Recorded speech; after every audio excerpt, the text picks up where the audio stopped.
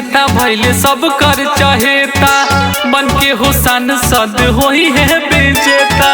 पवन भैया जिंदाबाद जिंदाबाद जिंदाबाद। गायक से नेता भइले सब कर चहेता, बन के हो सांसद होई है विजेता।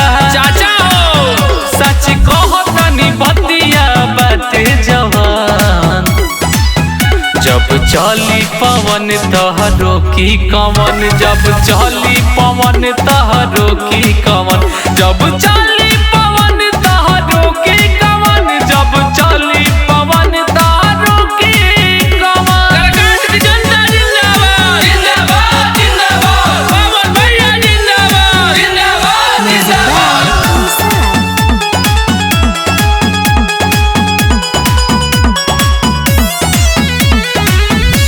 जिगर के टुकड़ा हवा सबके हवन बेटा, लाखों दिलों के धड़कन हवे युवा नेता। ए चाची सुना, जिगर के टुकड़ा हवा सबके हवन बेटा, लाखों दिलों के धड़कन हवे युवा नेता।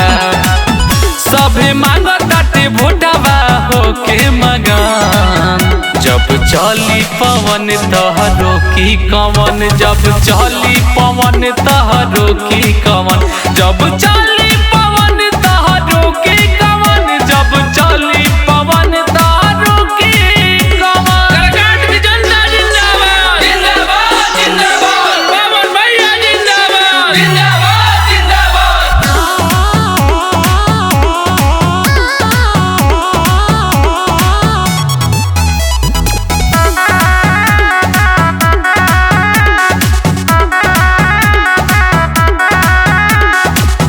भेद भाव कह रहस नहीं कमन होई जात से, विजयी बनावे के अब की काराकाट से।